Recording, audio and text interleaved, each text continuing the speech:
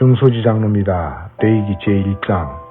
여호와께서 회막에서 모세를 부르시고 그에게 말씀하여 이르시되 이스라엘 자손에게 말하여 이르라. 너희 중에 누구든지 여호와께 예물을 드리려거든 가축 중에서 소나 양으로 예물을 드릴지니라. 그 예물이 소의 번제이면 흠없는 수꽃으로 회막문에서 여호와 앞에 기쁘게 받으시도록 드릴지니라. 그는 번제물의 머리에 안수할지니 그를 위하여 기쁘게 받으심이 되어 그를 위하여 속죄가 될 것이라. 그는 여호와 앞에서 그 수송아지를 잡을 것이요 아론의 자손 제사장들은 그 피를 가져다가 회막문 앞 제단 사방에 뿌릴 것이며 그는 또 그 번제물의 가죽을 벗기고 각을 뜰 것이요 제사장 아론의 자손들은 제단 위에 불을 붙이고 불 위에 나무를 버려놓고 아론의 자손 제사장들은 그 뜬 각과 머리와 기름을 제단 위의 불 위에 있는 나무에 버려놓을 것이며 그 내장과 정강이를 물로 씻을 것이요 제사장은 그 전부를 제단 위에서 불살라 번제로 드릴지니 이는 화제라 여호와께 향기로운 냄새니라. 만일 그 예물이 가축 떼의 양이나 염소의 번제이면 흠없는 수컷으로 드릴지니 그 제단 북쪽 여호와 앞에서 그것을 잡을 것이요 아론의 자손 제사장들은 그것의 피를 제단 사방에 뿌릴 것이며 그는 그것의 각을 뜨고 그것의 머리와 그것의 기름을 떼어낼 것이요 제사장은 그것을 다 제단 위의 불 위에 있는 나무 위에 버려놓을 것이며 그 내장과 그 정강이를 물로 씻을 것이요 제사장은 그 전부를 가져다가 제단 위에서 불살라 번제를 드릴지니 이는 화제라 여호와께 향기로운 냄새니라. 만일 여호와께 드리는 예물이 새의 번제이면 산비둘기나 집비둘기 새끼로 예물을 드릴 것이요 제사장은 그것을 제단으로 가져다가 그것의 머리를 비틀어 끊고 제단 위에서 불사르고 피는 제단 곁에 흘릴 것이며 그것의 머리 주머니와 그 더러운 것은 제거하여 제단 동쪽 재 버리는 곳에 던지고 또 그 날개 자리에서 그 목을 찢되 아주 찢지 말고 제사장이 그것을 제단 위에 불 위에 있는 나무 위에서 불살라 번제를 드릴지니 이는 화제라 여호와께 향기로운 냄새니라. 하늘에 계신 우리 아버지여, 이름이 거룩히 여김을 받으시오며 나라가 임하옵시며 뜻이 하늘에서 이룬 것 같이 땅에서도 이루어지이다. 오늘날 우리에게 일용할 양식을 주옵시고 우리가 우리에게 죄 지은 자를 사하여 준 것 같이 우리 죄를 사하여 주옵시고 우리를 시험에 들게 하지 마옵시고 다만 악에서 구하옵소서. 대개 나라와 권세와 영광이 아버지께 영원히 있사옵나이다. 아멘.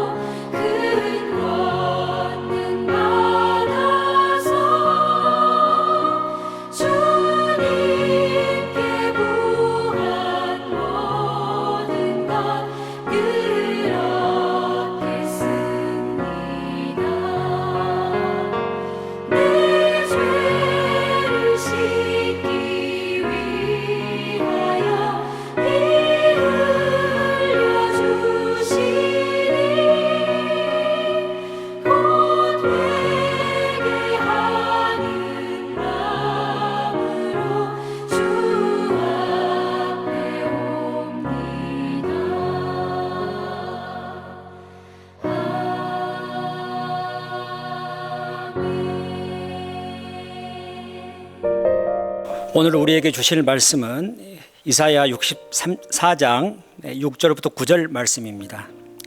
무릇 우리는 다 부정한 자 같아서 우리의 의는 다 더러운 옷 같으며 우리는 다 잎사귀 같이 시들므로 우리의 죄악이 바람같이 우리를 몰아가나이다. 주의 이름을 부르는 자가 없으며 스스로 분발하여 주를 붙잡는 자가 없사오니 이는 주께서 우리에게 얼굴을 숨기시며 우리의 죄악으로 말미암아 우리가 소멸되게 하셨음이니이다. 그러나 여호와여, 이제 주는 우리의 아버지이시니이다. 우리는 진흙이요 주는 토기장이시니 우리는 다 주의 손으로 지으신 것이니이다. 여호와여, 너무 분노하지 마시오며 죄악을 영원히 기억하지 마시옵소서. 구하오니 보시옵소서, 보시옵소서. 우리는 다 주의 백성이니이다. 아멘.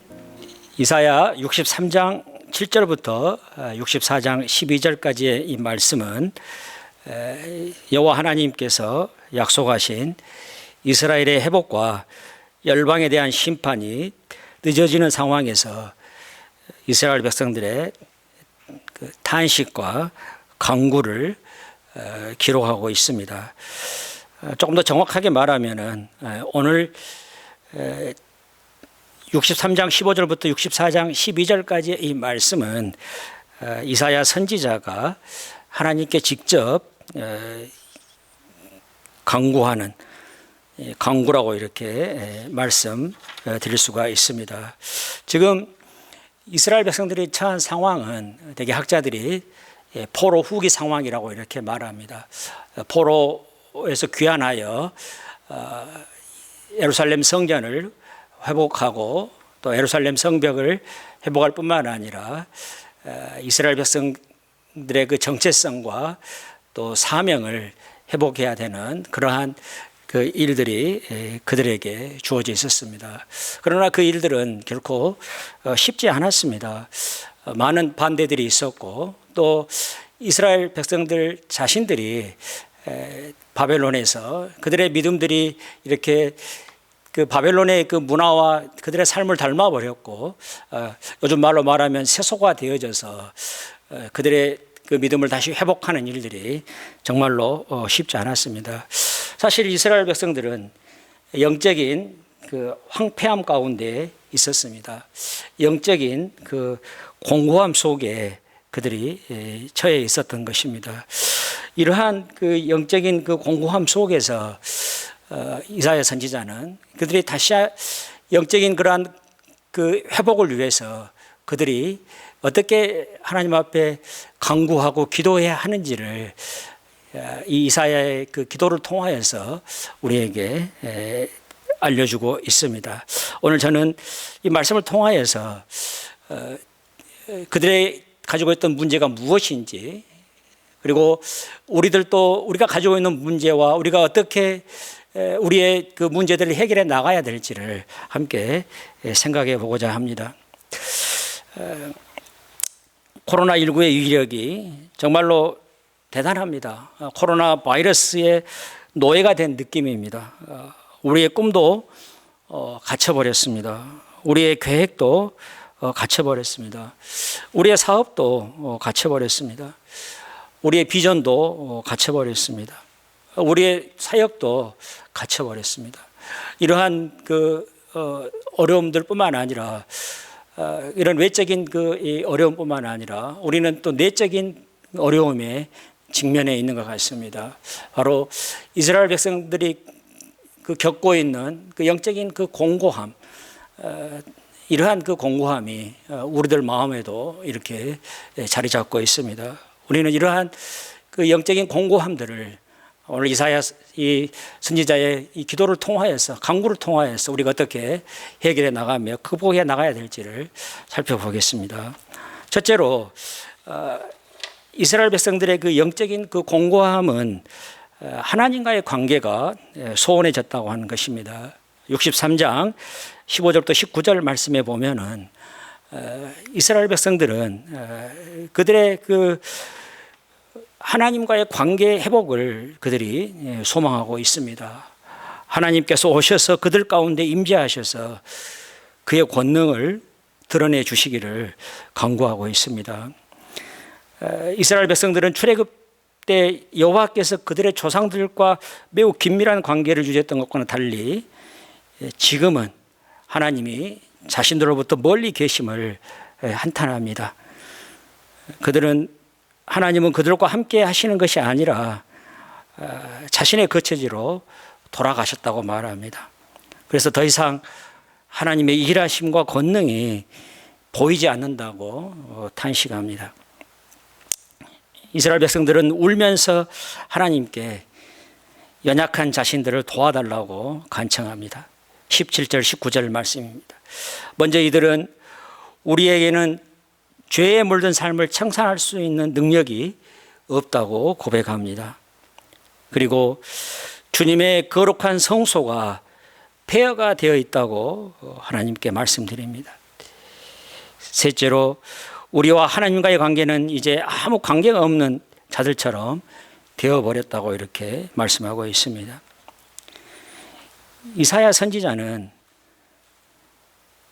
하나님의 임재와 일하심을 간구하는 이유는 그들의 삶의 문제, 신앙의 문제는 무엇보다도 하나님의 그 임재와 하나님의 일하심에 달려 있다고 고백하고 있는 것입니다.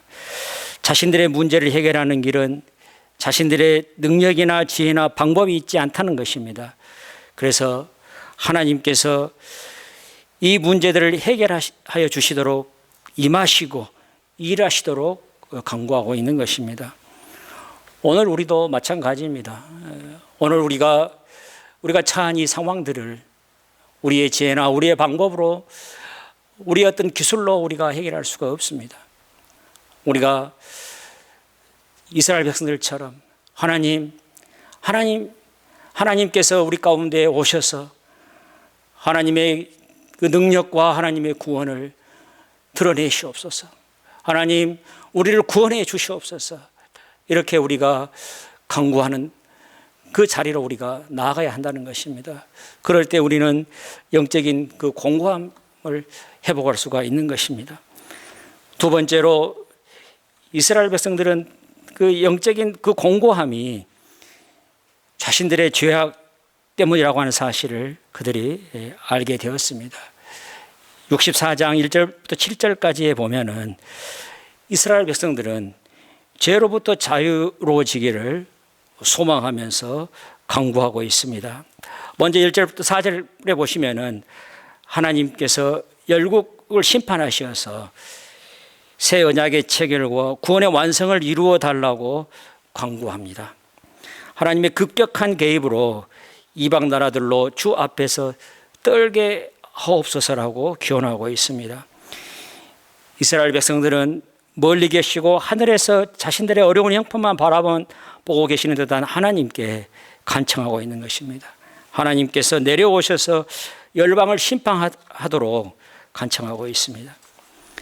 그럴 뿐만 아니라 2절 3절에 보시면 하나님께서 과거의 시내산에서 열국을 향하여 자신의 위엄을 드러내시고 언약을 체결하신 것처럼 다시 임재하셔서 새 언약을 체결해 주시도록 호소하고 있습니다. 이러한 그 하나님께서 오셔서 그들을 구원하시도록 기도하면서 이사야 선지자는 이렇게 말합니다. 하나님은 정의를 기쁨으로 실천하는 사람과 주의 길을 따르는 사람과 주를 기억하는 사람들을 선대하시는 분이라고 이렇게 말씀하고 있습니다. 그러나 이스라엘은 자신들의 모습을 보니 하나님의 선대를 받을 만한 그러한 자격이 전혀 없는 자들인 것을 알았습니다. 그래서 고백합니다. 우리가 범죄함으로 주께서 진노하셨사오며 이 현상이 이미 오래되었사오니 우리가 어찌 구원을 얻을 수 있으리이까. 다시 말씀드리면 자신들은 죄악에 찌든 자들이라고 이렇게 고백하고 있는 것입니다. 더 나아가 자신들은 아무리 노력해도 스스로 의로워질 수 없는 죄인임을 고백하고 있습니다. 6절 말씀입니다. 무릇 우리는 다 부정한 자 같아서 우리의 의는 다 더러운 옷 같으며 우리는 다 잎사귀같이 시들므로 우리의 죄악이 바람같이 우리를 몰아가니이다.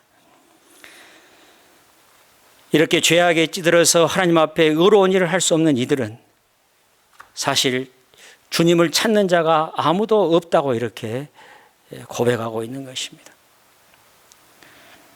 하나님의 그 구원과 하나님의 일하심을 그들이 간구하고 있지만은 정작 자신들의 모습을 볼 때 하나님의 그 구원을 받을 만한 자격이 전혀 없는 그런 자들인 것을 그들이 알았다고 하는 사실입니다. 물론 하나님께서 우리가 하나님의 구원을 받을 만한 행실을 했기 때문에 우리를 구원하시는 것은 절대 아닙니다. 성경은 결코 그렇게 말씀하고 있지 않습니다. 하나님이 우리를 구원하시고 우리를 회복하시는 것은 우리가 얼마나 무력한 죄인이고 얼마나 가증스러운 죄인이고 우리가 우리의 그 죄의 굴레에서 우리 힘으로 우리의 능력으로 우리의 방법으로는 전혀 헤어날 수 없는 그런 그 무기력한 자들인 것을 우리가 고백할 때 우리는 비로소 하나님께서 예수 그리스도를 통해서 마련해 두신 그 구원의 자리로 우리가 나아갈 수가 있다고 하는 것입니다. 우리가 우리의 죄악을 깨달으면 깨달을수록 우리는 그 죄로 인해서 우리가 자포자기하고 절망하는 것이 아니라 그 죄로 인해서 더욱더 주님의 은혜의 자리로 나아가게 된다고 하는 것입니다. 주님, 나를 붙잡아 주시옵소서. 나를 이 죄악 가운데서 구원해 주시옵소서. 이렇게 우리가 기도하게 된다고 하는 것입니다. 우리가 우리의 영적인 이 공고함을 회복하는 길은 오늘 이사야 선지자의 이 기도에서 나온 것처럼 우리가 하나님 앞에 우리의 죄악을 고백하고 우리의 이 죄의 그 굴레 속에서 우리가 헤어날 수 없는 그러한 죄인임을 우리가 고백하며 주님의 은혜를 구하고 주님께서 우리를 이 죄악 속에서 해방시키시고 자유하게 해주시도록 우리가 기도하는 것밖에 없습니다. 우리가 주님의 은혜를 구하면 구할수록 우리는 더욱더 주님의 은혜로 말미암아서 우리는 죄로부터 자유로워지며 주님을 위해서 우리가 살아가게 된다고 하는 사실입니다. 세 번째로 이사야는 하나님께 강권적으로 다시 한번 하나님의 은혜를 베풀어 주시도록 간구하고 있습니다. 64장 8절부터 12절 말씀입니다. 이사야 선지자는 여호와 하나님을 우리의 아버지, 우리를 주의 손으로 지으신 분이라고 고백하고 있습니다. 그리고 우리의 죄악을 영원히 기억하지 마시고 구원하여 주시도록 기도하고 있습니다. 하나님께서 예수 그리스도를 통하여서 우리의 죄악을 다 씻으셨습니다. 그럴 뿐만 아니라 예수 그리스도를 통하여서 우리의 죄를 더 이상 기억하지 않으십니다.